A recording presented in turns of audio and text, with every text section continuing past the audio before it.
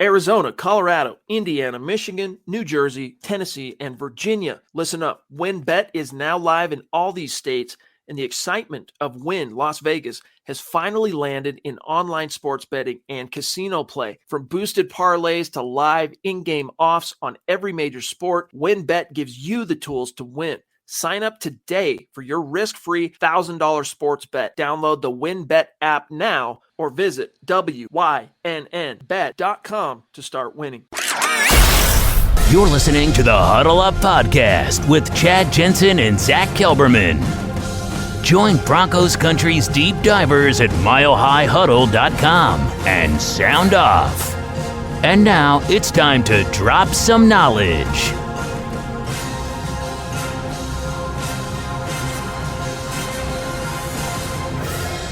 So welcome in, everybody. It is the gut reaction episode of the Huddle Up Podcast, presented, as always, by Mile High Huddle, powered by Blue Wire Podcasts. I'm your host, Chad Jensen. With me is my fellow football priest and the deputy editor of milehighhuddle.com, Zack Kelberman. Zack, I have one question for you. Yeah. How about them Broncos? How about them Broncos, Chad? You know, it's funny. I have so much to say and so much we're going to get into, but I wrote for my roundtable, I said, picking the Broncos to win is like touching a hot stove after you've been burned. And you know what? Right now, after that dreadful showing today, I need skin grafts. It's third-degree burns right now. I need all the Neosporin in the world because the Broncos have burned me for the last time now. They are pretenders. What we saw last week was simply a mirage, Chad. It was the exception, not the rule. They went right back to being the same old Broncos. They no-showed in a game today they had to have, from the coaching staff to the quarterback, almost every single player. What we saw last week weren't the true Broncos. What we saw today was closer to what the true Broncos are. They are shams. They are disgraceful when they play that way. And, you know, Broncos country booing toward the end of the game, when you have an apathetic Teddy Bridgewater making business decisions not to tackle a player on a fumble recovery, missing a wide open Tim Patrick in the end zone, those boos are warranted. Those boos are deserved. There is no shred of optimism to take from this game when you have the Chargers. Last check, they were losing. The Raiders and the Chiefs play each other tonight. They could have made up serious ground in the AFC West going into a bye week to heal up and to get stronger and to further the momentum coming off a game against the Cowboys that they dominated. But that was an outlier for the Cowboys. That wasn't, that was a fluke game for them. But it was also a fluke for Denver, Chad. That was the last we'll see of them like that in the Vic Fangio era. And I advise Broncos country to brace themselves for more results like what we saw today. It's embarrassing. Yeah, it was a tad disappointing. Appreciate you up there, Tom. He said, from heroes to zeros, Teddy's not good enough. Gordon not good enough. Belly and Cooper promising, though. Thanks, guys. Agreed. Relo Takeover. Appreciate you being with us, bro. Says, hopes and dreams going down. Dallin Joseph. I feel you. Appreciate you, Dallin. He says, they are who we thought they were. Shake my head. Listen up, Broncos country. TickPick should be your first choice to buy football tickets because they save fans money by never charging any service fees ever.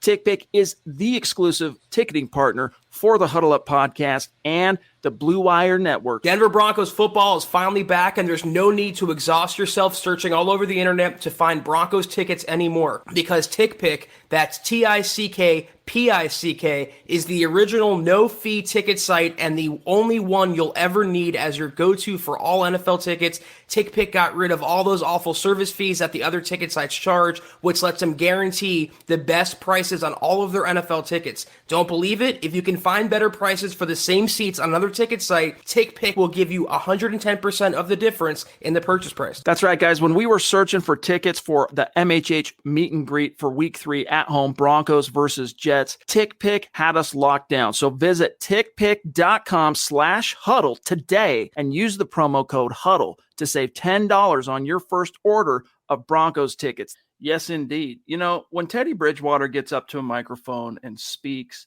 I always love listening to this cat because he always has wise observations and insights. But Zach, a wise man does not a NFL quarterback make, right? Like Socrates probably would have been a crappy quarterback. So it's one thing to get up there and, spiel platitudes that make everybody feel warm and fuzzy.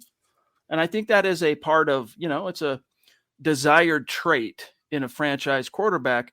But then you have to match that with play on the field that is commensurate to what you say at the podium. And look, today I talked to my the thing I said to my son. He's like, "Dad, what the heck is going on? We just saw this team truck the Cowboys. What's happening?" And I said, "Well, son, here's the reality. Teddy Bridgewater is a average to below average quarterback unless you have a really rolling, prolific ground game. If you take that away from Teddy, man, he gets exposed really quick. You can win with Teddy. Looks like Zach's having some camera issues. Just bear with us. You can win with Teddy, gang, as we've seen. Teddy is a quarterback that you can go into games and you can win on the road and you can do things, but literally everything has to be working correctly. Yeah, we're gonna let Zach reset. He's been having some weird camera issues with his device, but let's catch up on some supers in the meantime while we get Zach back in the room. Patriot Tex, appreciate you, brother. He says, last week was the illusion. Today was the reality. Fangio's game plan sucked for the defense. Fangio will never get it done in Denver. Fire Fangio. Well, that's the way this ship is trending, right? And there's a little hope. People were wondering after winning 2 in a row whether or not he was going to be able to kind of stop Zach. We're talking about whether Fangio, is he going to be fired? There was some hope that he might be able to turn the ship around. But as Zach said, this was the more true reflection of who these Broncos are. Utter disarray, poor communication, sloppy discipline, mental miscues, coaching snafus. I mean, it runs the gamut of, if you look up, if there was such a thing, NFL coaching incompetency, definition right there for you. Oh, now we don't have his mic. We can't hear you, buddy. If you go to the pre-room and test your stuff and then come back. You know what's ironic, Chad? Now we got you. What I just said there was the football gods don't want to hear what I have to say, but I'm going to say it anyway about the Broncos. To your point about Teddy, and I'll be brief because we have to catch up. I apologize for the technical issues.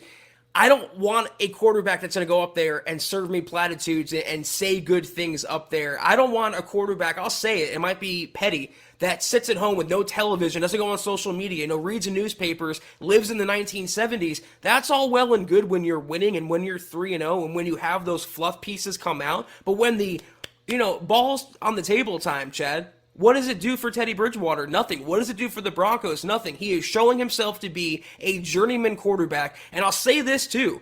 If Drew Lock would have given no effort on that fumble run back, if Drew Lock were to be airmailing passes and firing off hospital balls, the criticism would be a lot worse. Yet Teddy Bridgewater goes unscathed most games, but it's getting to a point now where he's playing so bad, it's not even keeping the Broncos competitive. He is showing to be what he is. And when you pair that with someone like Vic Fangio, who, by the way, repeatedly played for the field goal, you literally play not to lose and you're going to lose. And that's why the kick got blocked. It changed the whole dynamic of the game. When you pair those things together, those two elements, someone like Teddy Bridgewater and someone like Vic Fangio, and to that extent as well, Pat Shurmur, it's not a recipe for success in the modern day NFL. And the Broncos are learning the hard way, Chad. You are not going to win. You're more often going to lose handily. Then down 3 scores in the fourth quarter with 7 minutes, you punt on 4th down. I get it, you were deep in your own territory, but what? Chris, love you, buddy. Appreciate the always sending a message, symbolic super chat on the gut reactions. Uninspired again, so frustrating, and we feel you, dude. Thank you, brother. We love you. Smith Corona, by the way, we didn't get a chance to address, as he says, that Gordon fumble sucked, but Teddy's inability to throw past the sticks and unwillingness to make a touchdown-saving tackle is just pathetic and infuriating. Bright side, I think we've got a long-term right guard, no doubt. Quinn Miners is the truth. My name's Rufus. That's the Trufus. But, Zach, people are pissed off. Broncos fans are justified to be just utterly disgusted by seeing Teddy make that business decision in what turned out to be the game-changing play. If he gets in there and just at least tries, you might be able to tackle Darius Slay, who obviously missed his calling as a running back in the league. Like, maybe he became a corner because he couldn't catch, Zach, but some coach back in Pop Warner in high school, like a decade and a half ago, missed the boat. This dude should be toting the rock. Clado Tornado changed his handle. Good to see you, buddy. He says, I'm at a breaking point with this team. I have sat for years waiting for something to change, for a spark, but never gotten it. Teams never gotten it. I don't know how much more of this I can take. Hey, it sucks right now. We're not going to try and sugarcoat this for you. All right, but this too shall pass. Well, first of all, why was Melvin Gordon in the game getting the ball in that situation? Why not give it to the sure-handed tackle-breaking Javonte Williams and not Melvin Gordon, who has a history of fumbles? And I even tweeted a couple weeks ago, or last week, I said, 2 hands, Melvin, because he was holding the ball like a loaf of bread. These things are identifiable on film, but when you have a head coach that admittedly doesn't watch the offense, Chad, with his own eyes, this is what you get. And Teddy Bridgewater is going to receive most of the criticism for that fumble run back, as he should, for not even getting in there and trying to make a tackle. Baker Mayfield separated a shoulder trying to make a tackle on the same kind of play. But there's no reason Darius Slay should have even run that ball back as far as he did. He got around like 6 or 7 Broncos defenders, and it seemed like they quit on the play. As soon as something bad happens to them, when they get punched in the mouth, they have no response. They are a soft, weak team, and the scoreboard reflected it today. By the way, Jeremy, thank you for the stars, buddy. Appreciate you being in the room with us. And real quick, I'm just going to flash this so everyone can see. Guys, we are only 20% away from hitting our goal for the month. And tomorrow is the middle of the month, exactly the middle. And like we promised, if we hit this goal of 200,000 stars on Facebook at the halfway point, we will reset and do another goal in the month of November to where we could be raffling off multiple jerseys to our Facebook community. So let's try and get there. We got today, we got tomorrow. And if we get time later, the chat's really hot right now. We can show rankings. But right now we got to get back to what is on people's minds here in the chat. The pretenders are back. That was the theme of the Mile High Insiders podcast last night. Hey, is this a contender or is this a pretender? Zach, I think we got our answer on that with gusto today. Now, that doesn't mean that this team can't go out on any given Sunday and scrape together a win, but this is not a team that's going to go win something. I mean, especially, Zach, when you continue to have key players going down with injury. I mean, losing Baron Browning that early in the game was a dagger. I mean, the Eagles, let's see, Howard rushed for 83 yards, Scott for 81, Hurts for 53. I mean, you missed that guy. And look, Zach's having some problems. We'll get him back. Look, you knew you were already down to your what, Zach? That was your fourth starting linebacker, Baron Browning, and he had been playing as good, arguably anyway, almost as good as the 2 guys that you started the season with for at least for the last 2 or 3 games. So to lose Baron Browning like that so early obviously is a big reason why the Eagles were able to run roughshod over the Broncos on the ground. Drew, good to see you, bro. Mount Rushmore superstar saying, did I see Teddy jump out of the way on that fumble return? I would have benched him immediately. Yeah, but see, Vic's not going to do that. Vic has hitched his star for better or for worse, and obviously it's for worse. At least sitting here right now, it's for worse, to Teddy Bridgewater. It would take, some monumental snafu, a losing streak of 4 games. Oh, wait, no, that happened. They didn't bench Teddy. Teddy ain't getting benched, gang. As long as Vic's holding down the fort as the head coach of this team, Zach, Teddy's not going anywhere. In terms of pretenders versus contenders, I think the Broncos told us that against Baltimore, then against Pittsburgh, then against Las Vegas, then against Cleveland, then they barely eked past the Washington football team. What happened was the Broncos got high on themselves after that 3-0 start. Then they hit a valley, and then they got high on themselves again after that Dallas win. But that was a fluke. And this is the one thing they had to avoid was reading their own press clippings. But again, there's one thing to lose a game, but when you allow Jordan freaking Howard and Boston Scott, not even the Eagles' best running backs, to run for 213 yards when you've had a week to prepare for the Eagles' running game. And by the way, raise your hand if you would take Jalen Hurts easily over Teddy Bridgewater, because I would. Yes, indeed. Andrew Lampy, good to see you, bro. Thank you for your contributions, as always. He says, so the defensive genius got 30 hung on his defense at home by the Eagles, and then Randy up in Alaska hammers at home, coaching, #fire Vic. Guys, here's the thing is we want to be And we are. This is the gut reaction. This is the moment. This is the forum. This is the platform to work out the hormones, be emotional, just let it flow. But behind closed doors, as disappointed as, say, George Payton might be, his view is going to be similar to the same type of platitudes that you got from him when they traded Von Miller a couple weeks ago, which is, hey, we're at 5-5 entering the bye, gearing up for the stretch run, Zach. We're still right in the thick of things because mathematically they are. But from a spiritual perspective, you could see that today something is lacking. Donald Netanyahu, thank you for the super chat. He says, sorry, but the Broncos played well enough to win before Teddy quit on this team. They can never look to Teddy again. I'm telling you, Zach, this is a turning of the tide in terms of those fans that were, let's not say even Teddy supporters. I mean, if he's the quarterback, I support him. That kind of Broncos fan that's just like, hey, that's my quarterback. To the people who were like cautiously kind of just, I don't know, ambivalent, agnostic on the question of who should be starting. Those people are all now in the camp of this dude doesn't deserve to start. That was absolutely unacceptable. And you were a lock guy, and you can say that, like I'm supporting whoever the Broncos quarterback is. It wasn't the guy that I thought should be quarterbacking the Broncos, but I'll try to get behind him. But when you have, and boy, is he steady, isn't he, Chad? He's sure steady, Teddy. He's really balling out for the Broncos. But this is the thing. Now that they've tried out Pat Shurmur, they've tried out Mike Shula, two different coordinators, Chad, two different play calling styles, but the same offensive results and disasters and miscues and difficulties. There's one common denominator, and that's the quarterback, and that's Teddy Bridgewater. The other common denominator is Vic Fangio. This is the offense that Fangio wants. Check it down on literally every pass. Don't go beyond 10 yards. Settle for field goals and let my defense win the game. It's an awful, awful recipe, and those that bought in initially are starting to see it's a fluke. Here we have Josh, and thank you for the stars, bro. Josh jumping in. Thank you, buddy. He says, I'm done. I'm done with hearing about Shurmur Jr. Done with Vic. Done with McMahon. Done with the horrible Teddy. I'm done with them all. I mean, guys, it's not so much. It's kind of like when I train people on staff here at MHH, whether they're podcast hosts or if they're writers, and how to kind of comport yourself on social media. It's not always what you say, it's how you say things. And the same applies to the execution of a football game.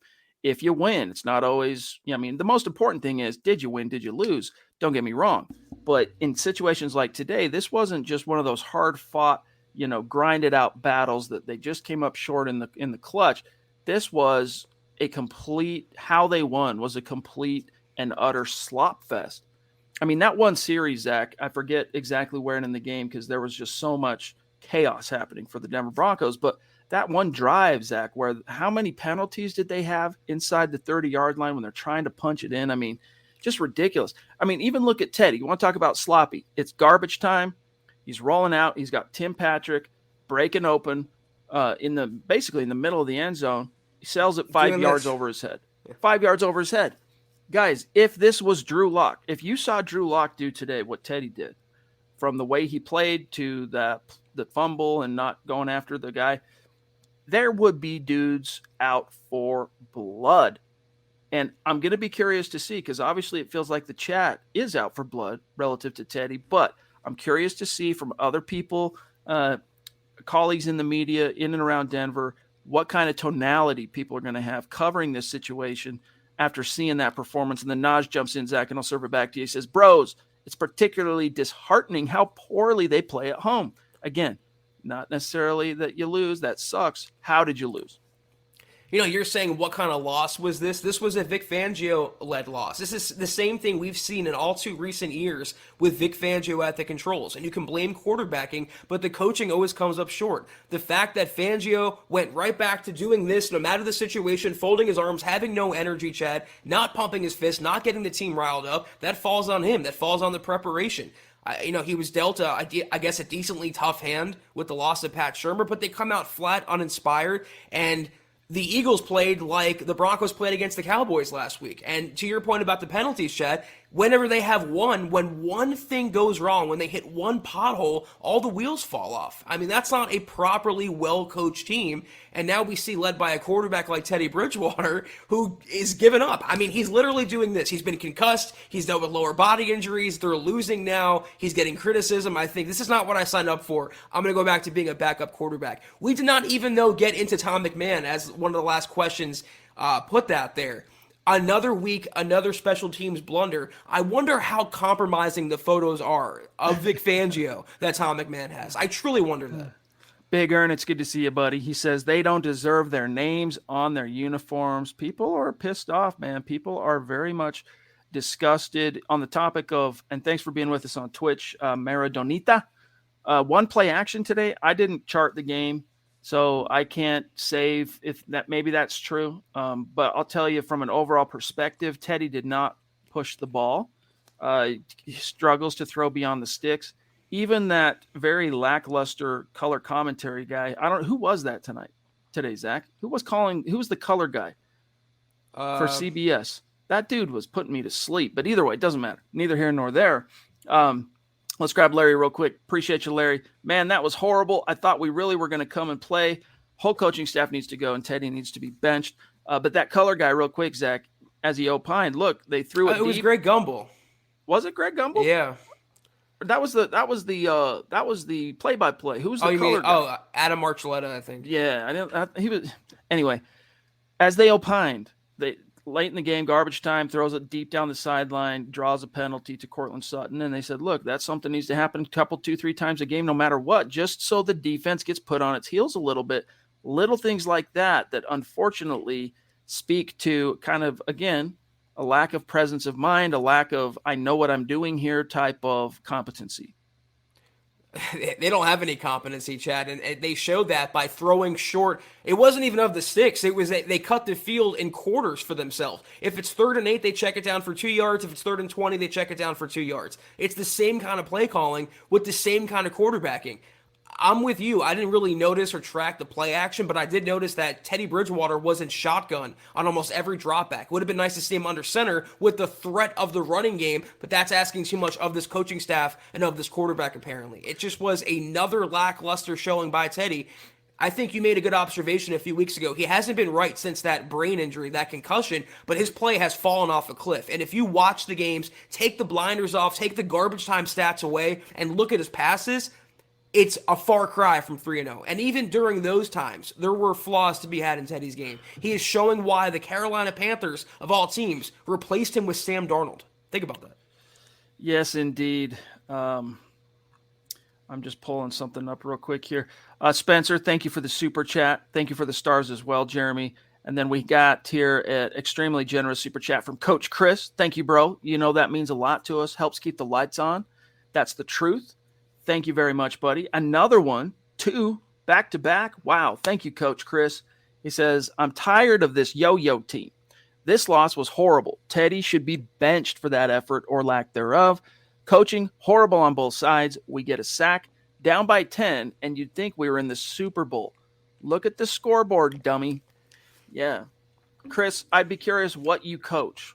Just out of curiosity. What do you coach? Let us know in the chat. But there's nothing about anything you said there I disagree with.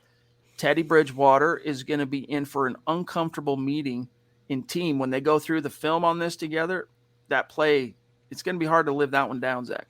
He should go through the most uncomfortable film sessions because he deserves it. And again, if he was another quarterback, if he wore number 3, it would be 10 times worse. But Chris, thank you so much for your generosity. I actually tweeted the same exact thing. They made a 3rd down run stop on the Eagles, down 14 with 7 minutes left, soon to be 17 points, and they were celebrating like they won a playoff game. It wasn't a good look for Denver. It seemed very hollow, and honestly, without reading too much into it, because Vic Fangio doesn't go for that, it struck me as the players kind of defying the coaching staff finally in the midst of a blowout loss at home, with the boos raining down. It's like you see the cracks and the separation now between the coaching staff and the players. That's how I'm seeing it. We've got some serious flexing on Facebook. Jeremy Crane, Morgan Henry, Shane Daniels, Randy Jones, Tim Hoffman, Joel Juarez, Robbie Nuns. Nunzi, good to see you, buddy. Joe Spaeth, Travis Weber, Andrew Lampy, and more. I mean, it's going off. Mike Reno, Miguel,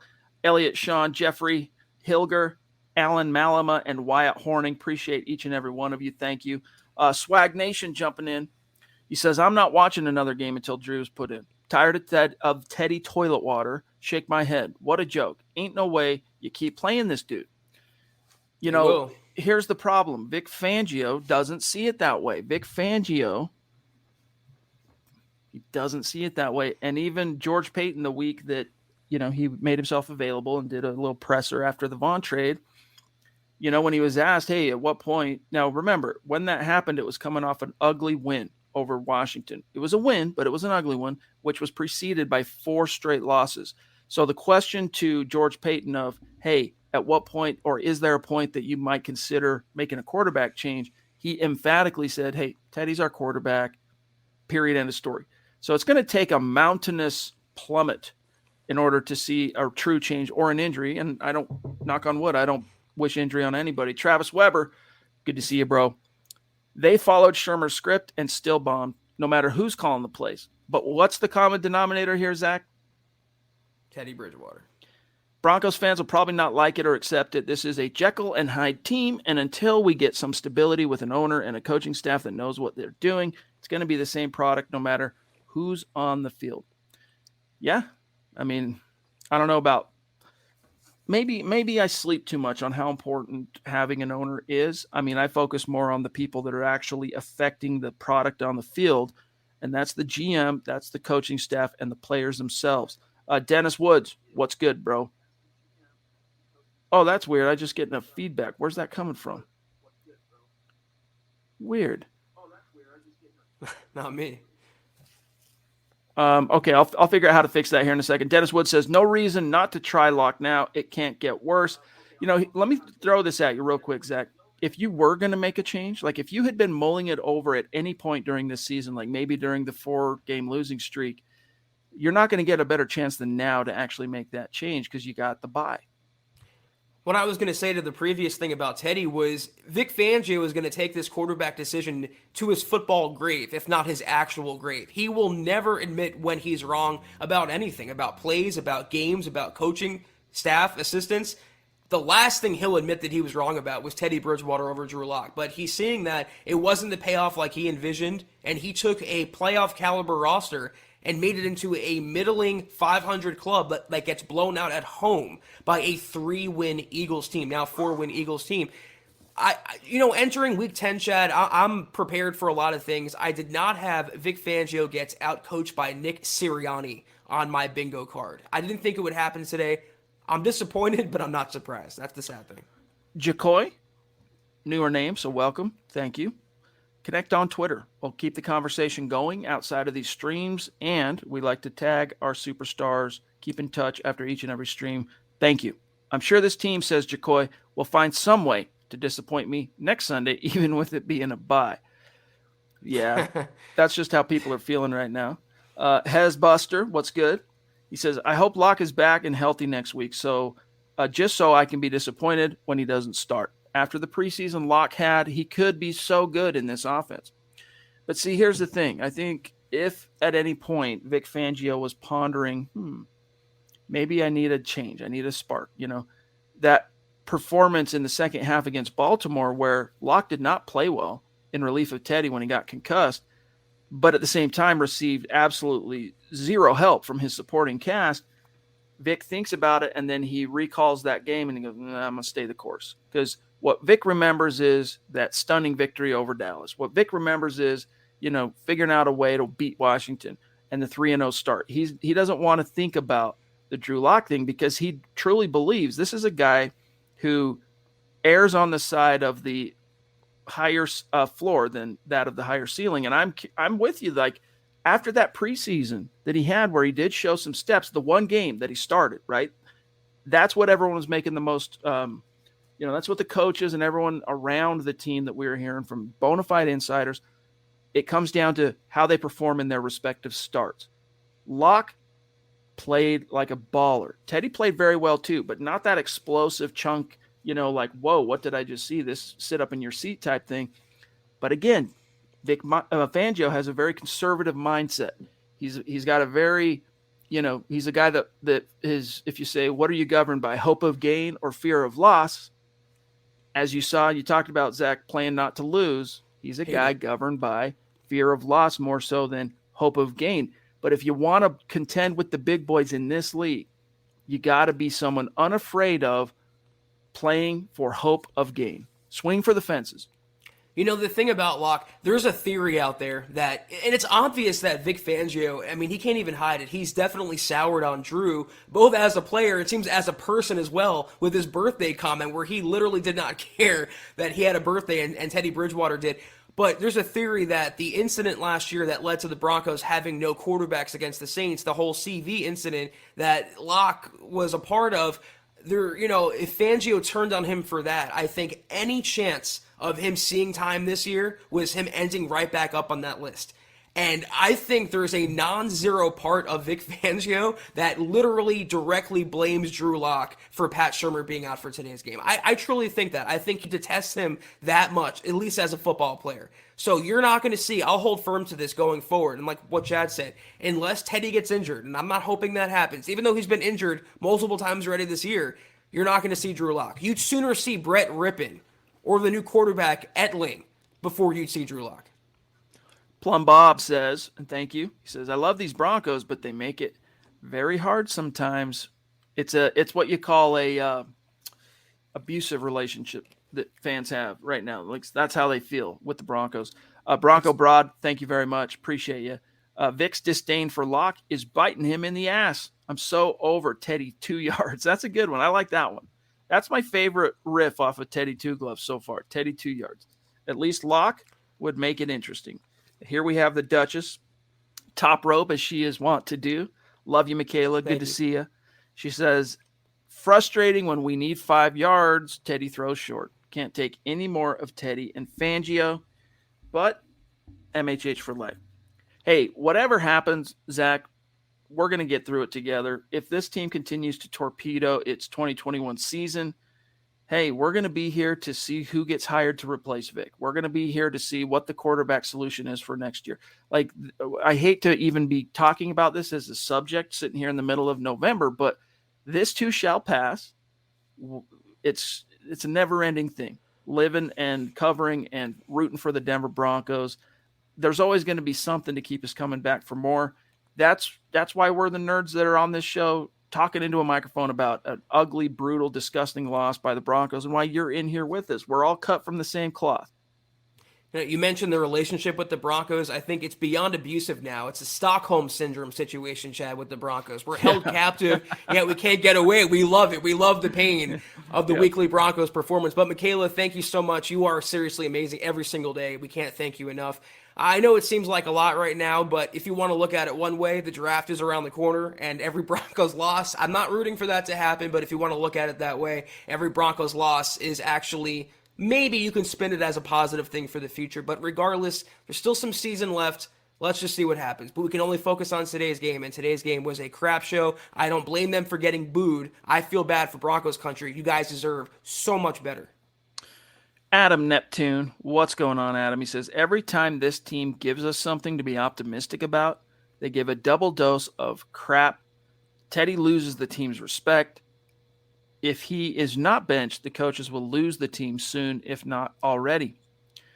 Yeah, I mean, it was pretty egregious. It was pretty egregious, Zach. And if we wouldn't get in trouble with the social media bots out there, I would play the clip so everyone could hammer home just how egregious that particular play was for Teddy. Now, look, some people are arguing, Zach, the flip side to you saying, well, Baker Mayfield got injured trying to make a tackle today, right? And they're saying, so that's why Teddy was smart not to do that.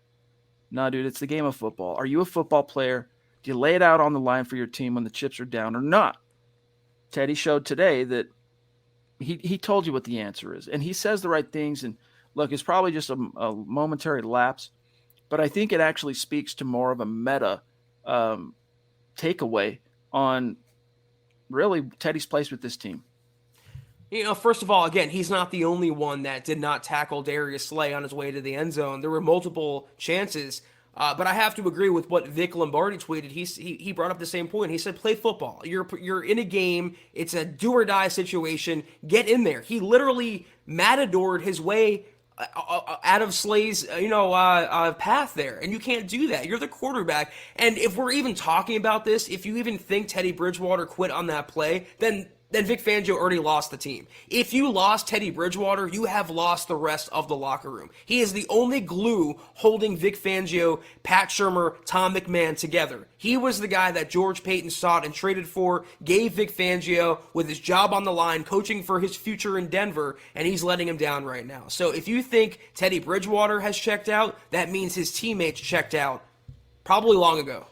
Don't worry, Spencer. We'll grab you 1 second. Donald Netanyahu bringing us some breaking news. Because remember, guys, when we do these gut reactions immediately after the game, the one thing that we forsake, that we miss out on, is being in the room when Vic's talking, knowing exactly the takeaways, what the storylines, the news, etc. So appreciate the assist here, Donald. He says, Vic was just asked about Teddy quitting. He said he didn't see it, but he's sure Teddy would have tried to tackle the runner if he could. Of course he didn't see it. They're playing offense. This guy's the worst, man. Golly.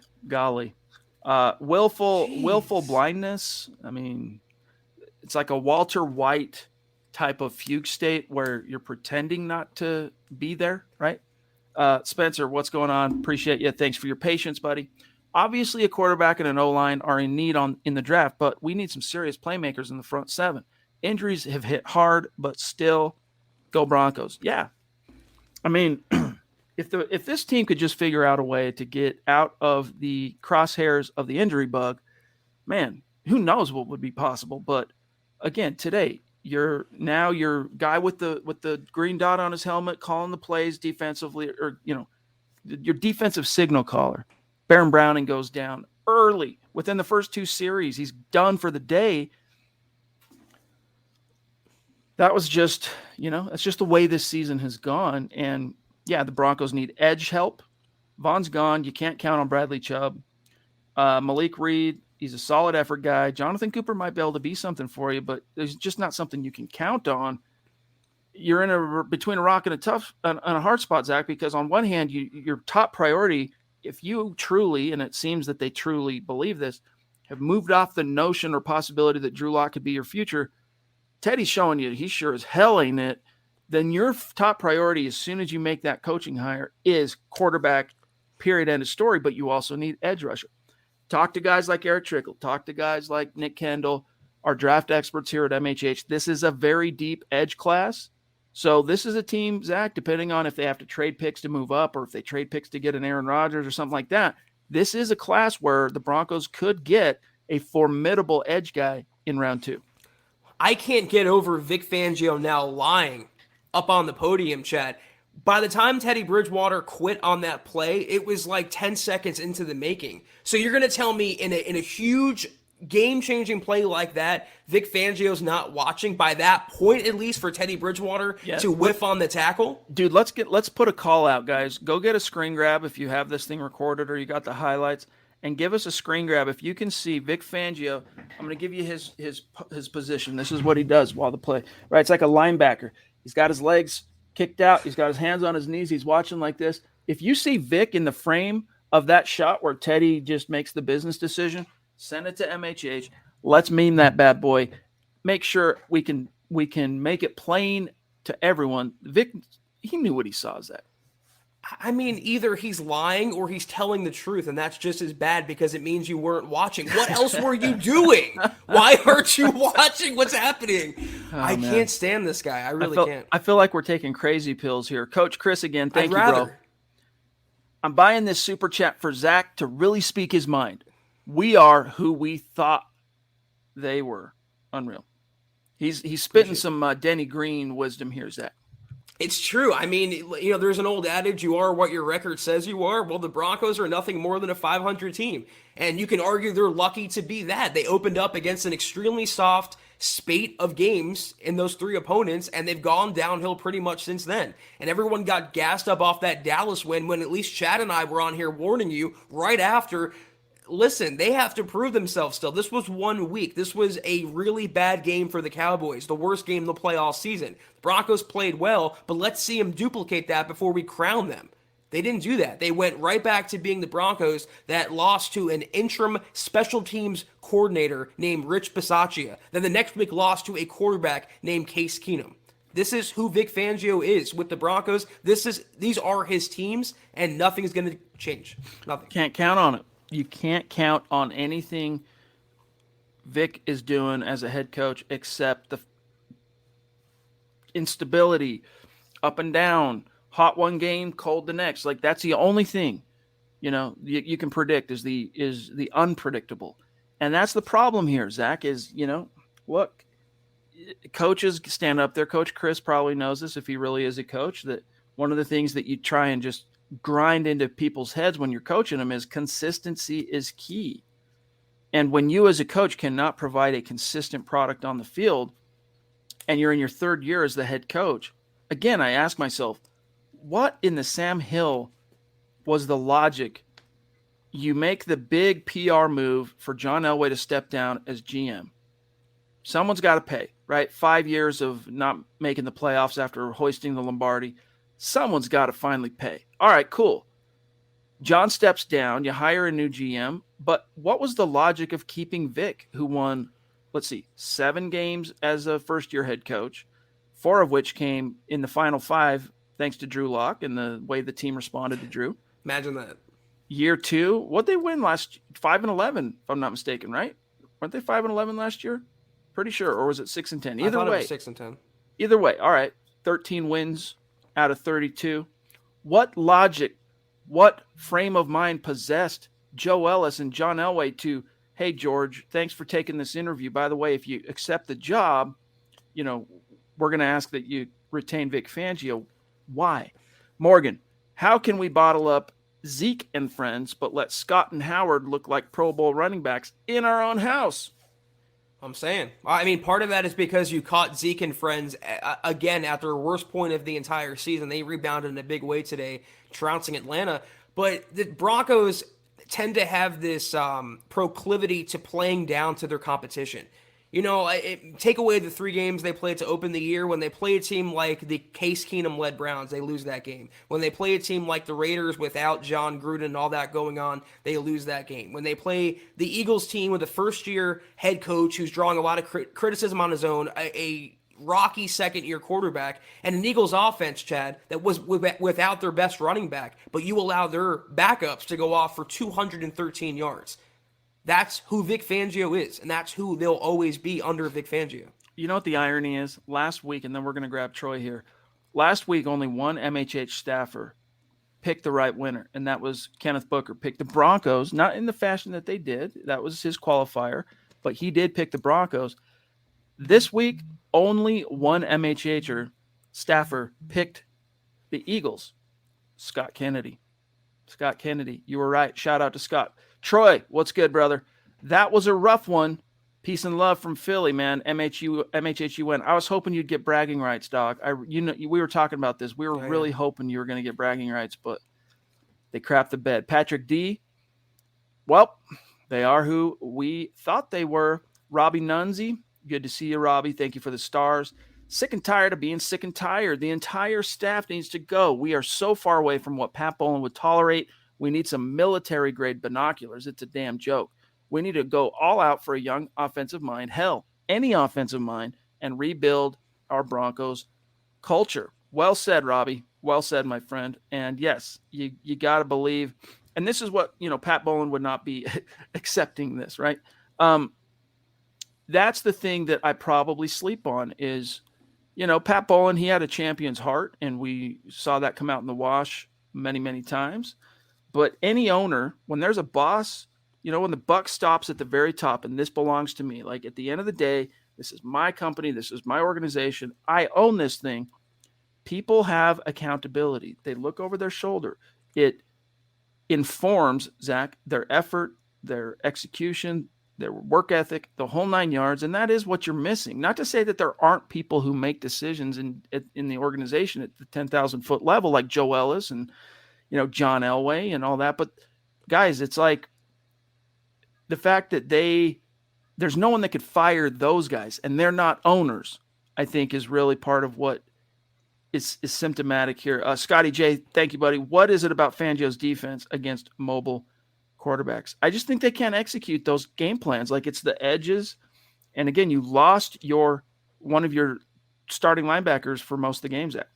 Well, I mean, the point about the owner, even if they had an owner, he wouldn't be on the field missing tackles, missing open receivers, fumbling the ball. I don't subscribe to that too much. If they had better coaching, they would have won this game. Like every other situation, it would have been nice for the Broncos to have their ownership situation resolved, but I don't think it would have led to too many victories directly. If you subscribe to that, then why aren't the Cowboys worse with Jerry Jones then? If he's such a meddling, bothersome owner, they blew out the Falcons today. Against mobile quarterbacks, I don't know what Vic Fangio's problem is. It seems like he takes these quarterbacks for granted. I don't understand, by the way, the criticism that Jalen Hurts gets. I thought he's actually a pretty solid quarterback, and he demonstrated that today.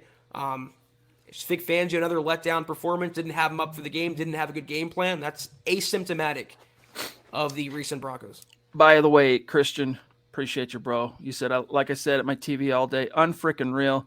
Eric Ortegon, good to see you, brother. He says, I'm so sick of trying to make I'm not going to say that one, buddy, but we get what you're saying. This BS with you can't coach what Teddy does. Only Locke has been held accountable. I just got it. Pathetic. Yeah, bro. Funny joke, but that's not something I could say on a live stream podcast to thousands and thousands of people. Zach? Chad, you can't make a journeyman quarterback into a franchise quarterback. You can't make an aging Joe Flacco into an in his prime Joe Flacco. It's the same kind of analogy there, and it's true. And the Broncos, the sooner they learn that and they start to build up their own young quarterback, the better off they'll be for the future. Leon says, thank you, Leon, every pass from Teddy is 6 yards and under. It's a wonder we even have a running game. Defenses can stack the box with 8 or 9 men and still be okay. Yeah, again, guys, this is the price you pay when you err and hedge on the side of the floor instead of ceiling. 727 Mills says, get Teddy out of there right now. Want to see Locke after the bye week. Who knows? Maybe Vic Fangio will completely stun us and make a quarterback change because, it's just that bad. Even last week in Dallas, Zach, Teddy played pretty buttoned up, efficient ball, but he had a prolific rushing attack. You take that away, and I get it, guys.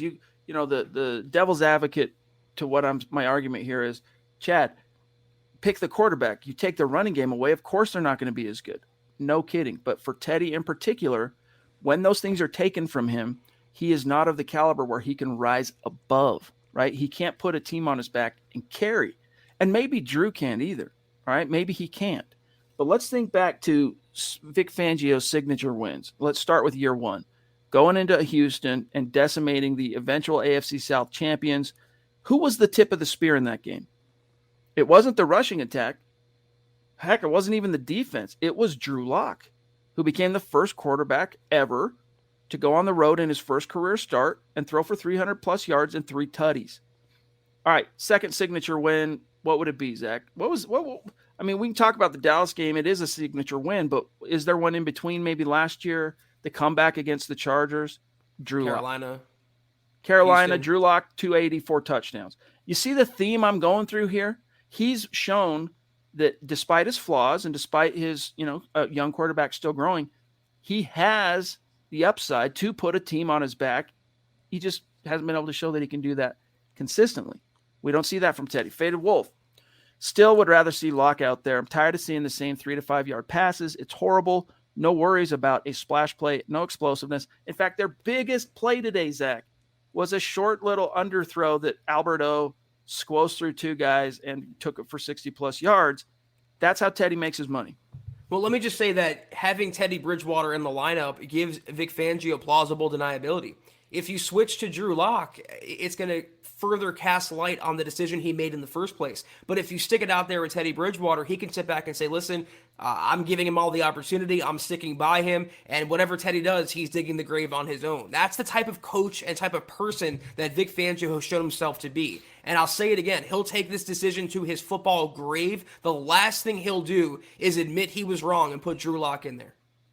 I'm going to grab Westside Philly and then one here from Michael Ronquillo before the chat, before I have to move on from him here.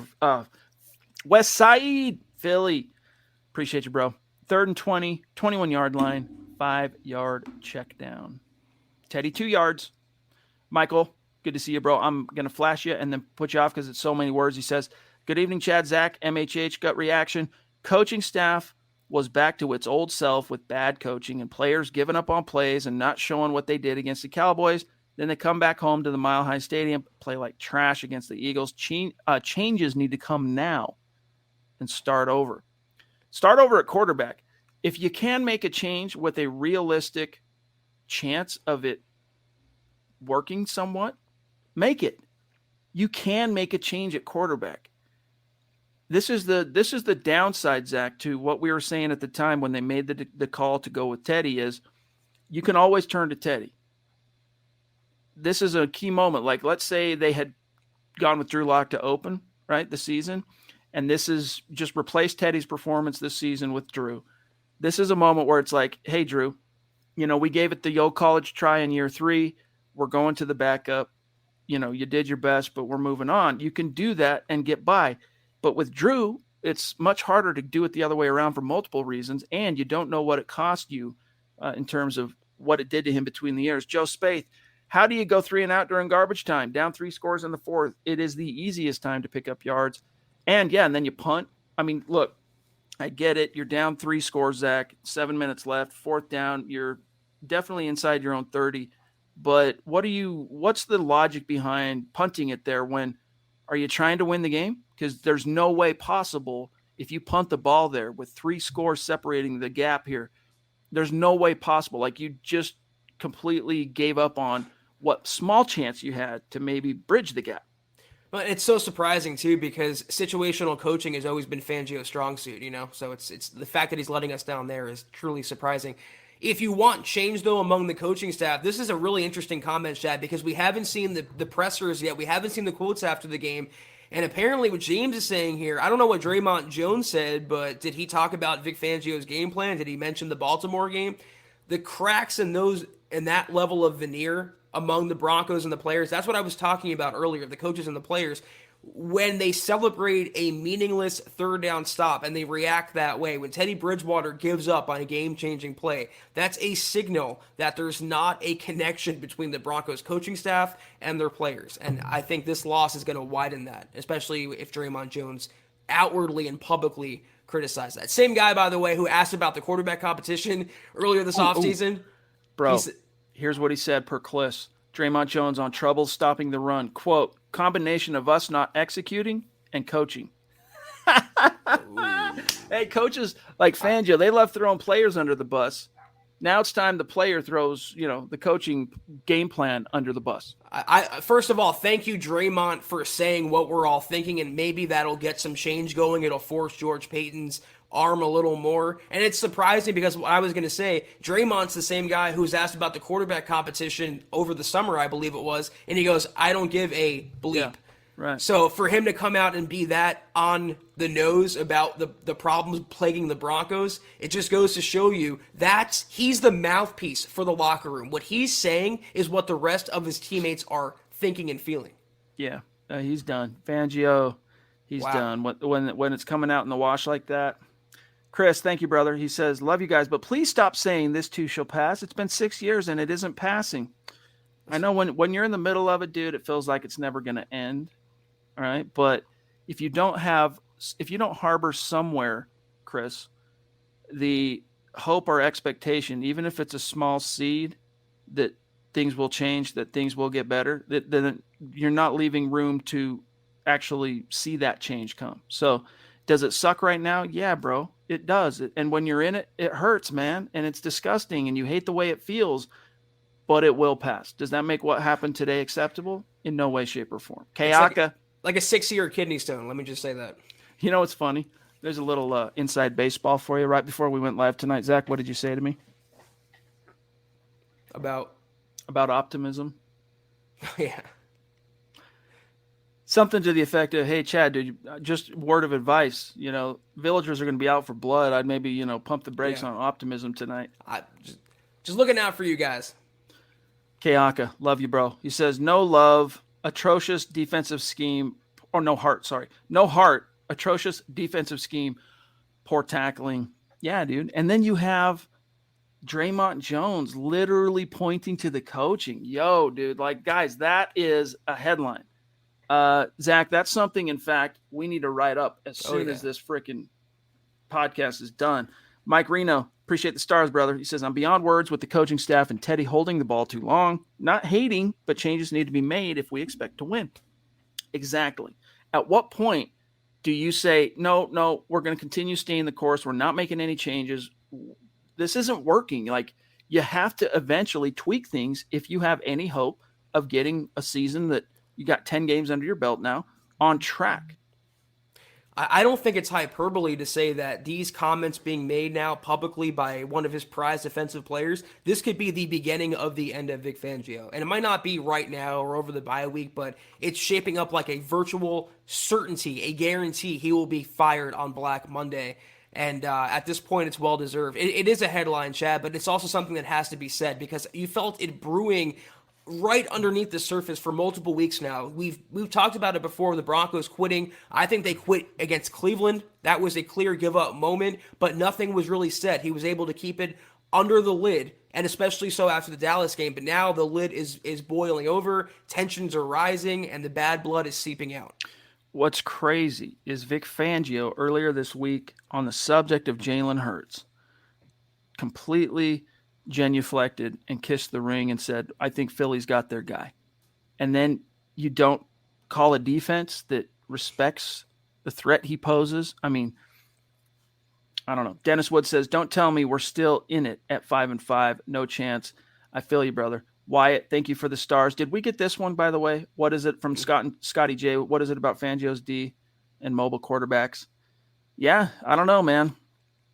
Not having the player, especially an inside linebacker, for multiple years. And like you mentioned, Baron Browning going down, Chad, I think that was a big blow. He's been playing really solid football as of late. Here we have Tim Hoffman saying the Eagles came and played desperate with their record. Broncos defense couldn't get the team off the field. All they did was run. I'm glad we got a bye week to regroup for the next game. You need to do more than regroup, Tim. At this stage, it's a dark night of the soul tonight. Like, it's mighty change of heart time.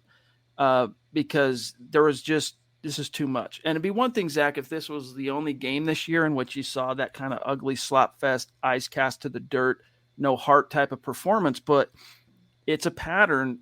It's a weird pattern, but it's a pattern that has been established this season.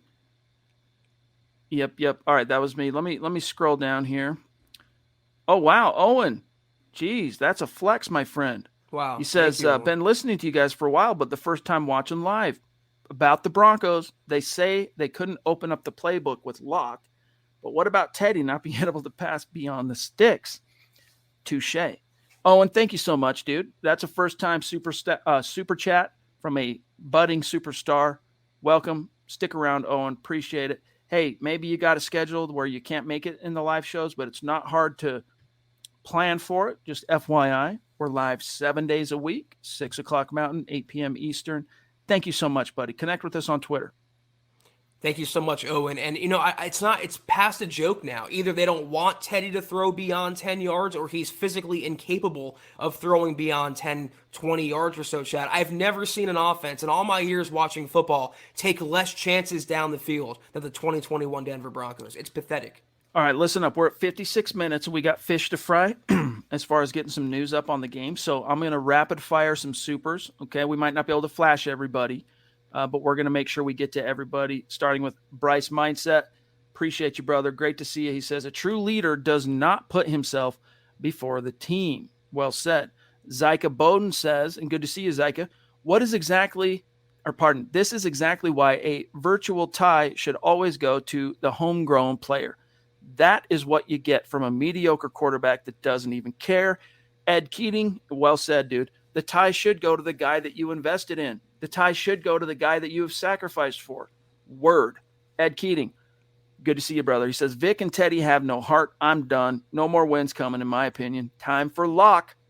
Jeremy Black Knight 232, Zach says, well, the Broncos disappointed me tonight, but at least the Razorbacks won the boot last night, so it balances us out. Good for you, brother. Glad you got something to hang your hat on. Jess says, this team makes me so mad. And then here's one, Zach, a question for you from Manny Wise. Good to see you, Manny. Been with us a long time. He says, do you guys think the players have had enough of this coaching staff, Zach? I mean, I just saw the tweet. I just commented on the tweet from Mike Kliss. Kliss ended the tweet by saying, wow.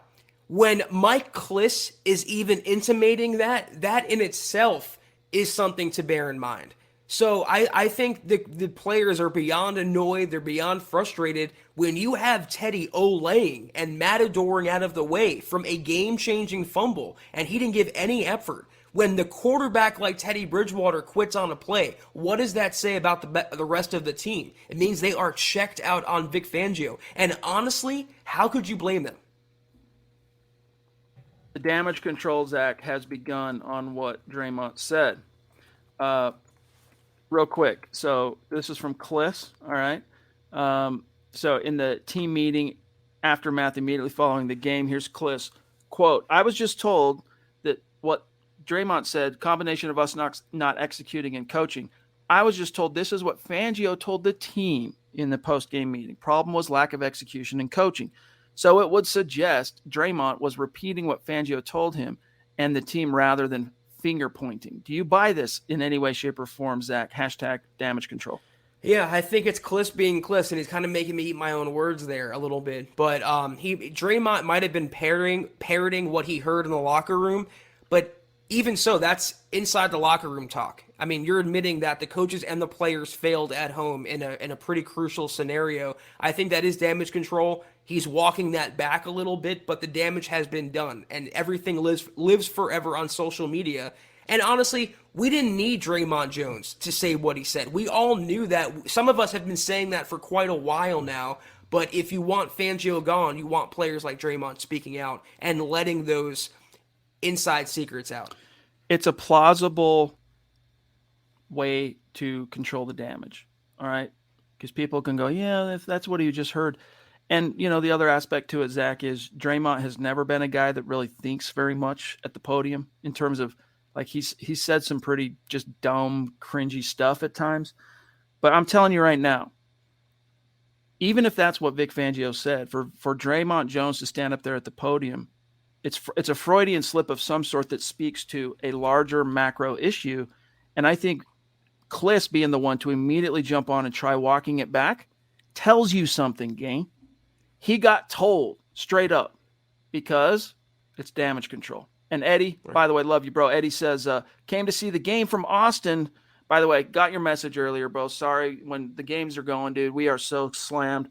Sorry I couldn't reply, but glad to hear that you made it. He said, same results as watching it at home. Ugh.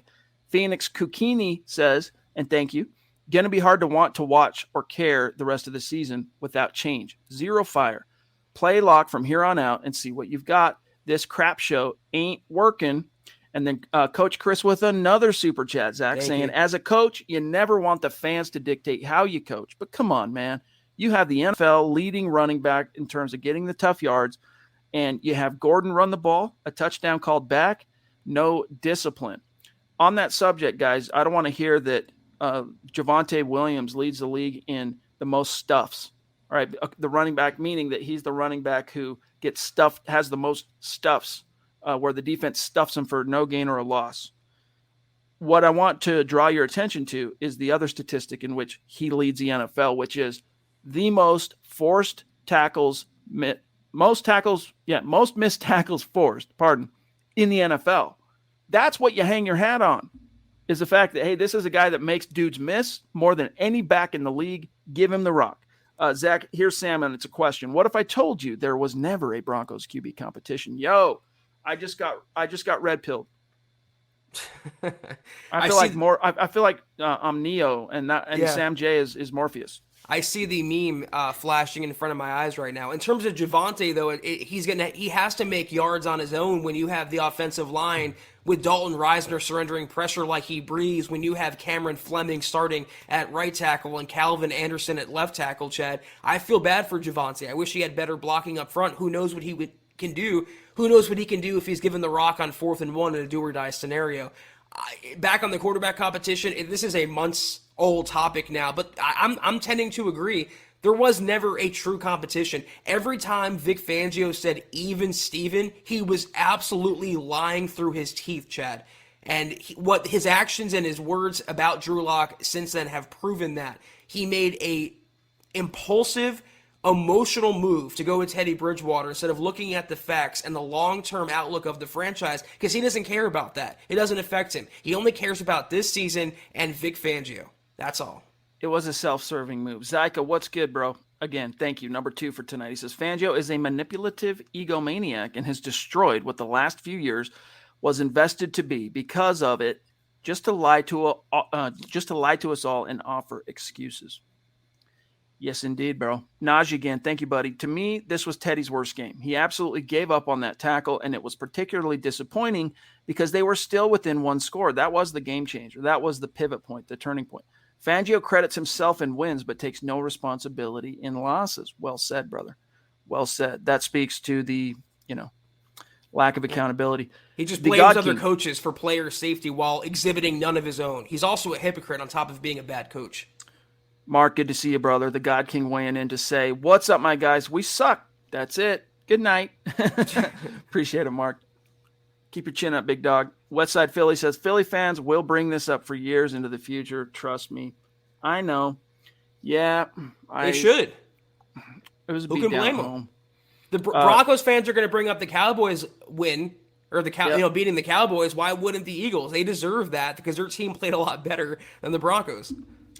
David Wilder says, the evidence is there. Fangio and the rest of the staff need to be fired. Zach and Chad are making a great closing argument as to why Fangio and company need to be fired.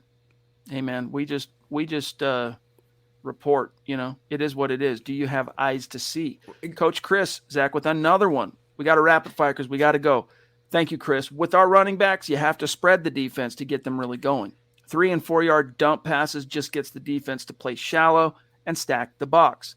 Teddy can't tackle Waters. Come on, man. That's a good one. I like it. Robbie Nunzi says, did get Zach's view on ownership, but if we had Bolin, I don't think we would have Fangio this year. Problem solved. Guarantee you wouldn't. I could promise you would not. Well, the thing about making the case, we don't have to make the case for the same reason Chad said. Vic Fangio is making his own case, and Teddy Bridgewater is making his own case. We're just furthering along the facts and giving them to you, and if whatever conclusion you come to is on your own. But most of us now, at this point, Chad, even the pro-Fangio, pro-Teddy people are starting to get on board. Base Gay says, it looks like Draymond called out the coaching staff after he was asked about the run defense. See Zach Stevens' tweet. Yeah, locker room is lost. We feel you on that, big dog. We really do. And we just touched on that. Hopefully you saw that. All right, let's see. Base Gaze. Relo Takeover says, go on Broncos Twitter to see the live reaction, MHH. Yeah.